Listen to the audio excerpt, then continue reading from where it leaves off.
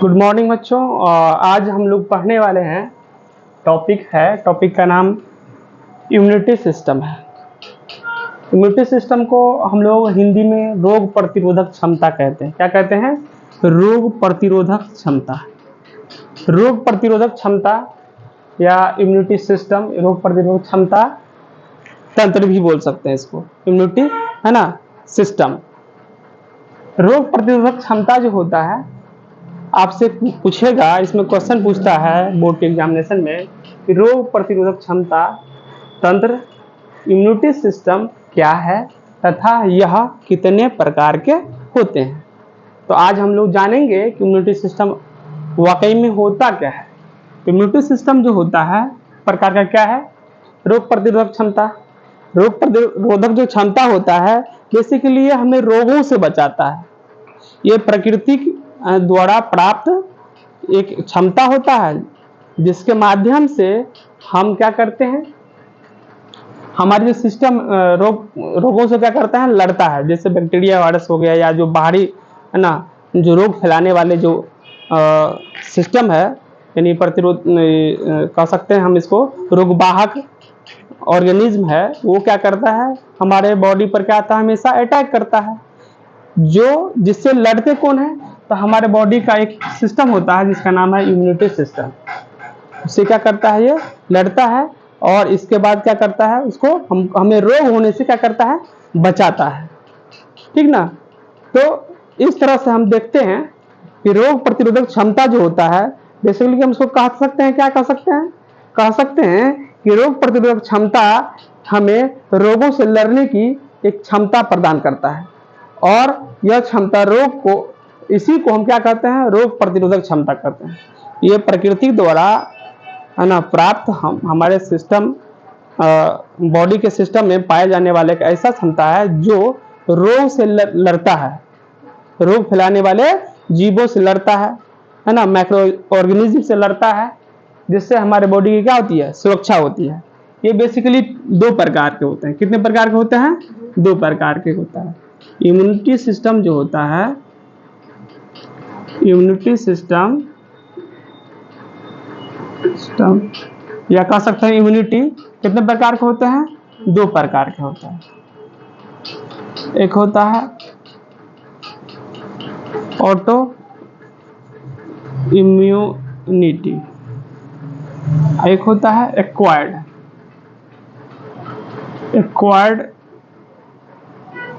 Immunity. ये दो प्रकार का ऑटो इम्यूनिटी सिस्टम जो हमें माता पिता से क्या प्राप्त होता है, जो किससे प्राप्त होता है, हमें माता पिता से प्राप्त होता है। ये हमारे बॉडी का एक तंत्र है जो क्या करता है, हमें माता पिता से प्राप्त होता है। ठीक है, यानी जन्म से ही हमें प्राप्त होता है। किससे प्राप्त होता है?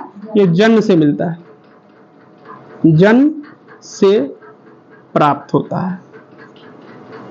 जितने भी जीव है, हर एक जीव में क्या होता है, ये ऑटो इम्यूनिटी सिस्टम उसको जन्म से ही प्राप्त होता है। और ये होता है कि जन्म लेने के बाद जब कोई रोग होता है, क्या होता है, रोग यानी बीमारी होता है बॉडी में, तब क्या करता है, तब हमारा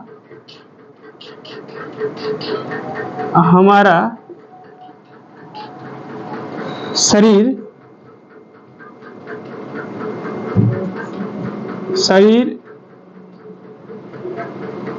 इससे एक तरह से कह सकते हैं प्राप्त करता है।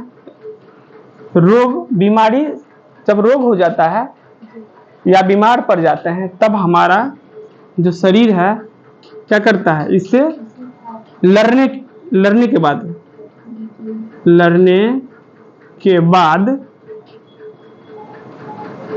प्राप्त करता है।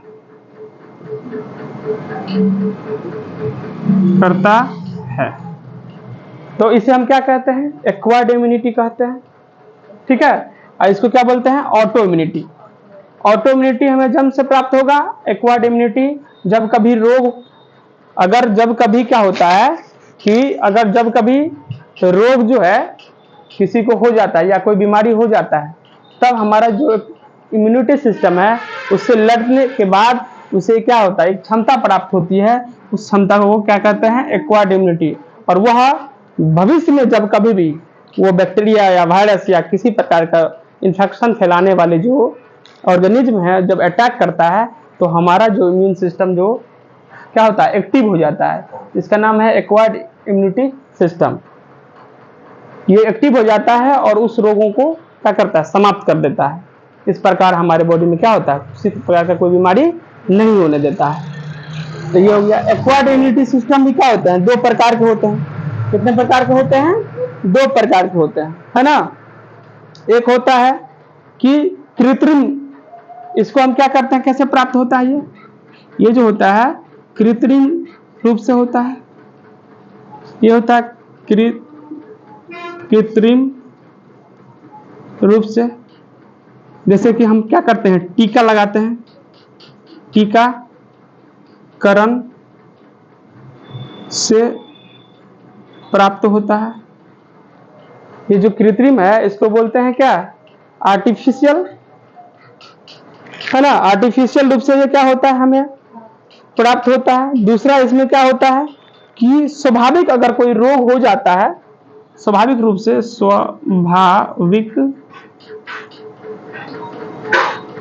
से अगर कोई बीमारी हो रहा है,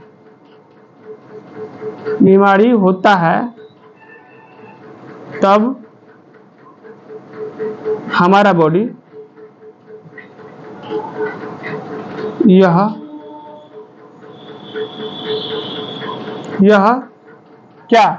स्वाभाविक रूप से क्या करता है, सीख जाता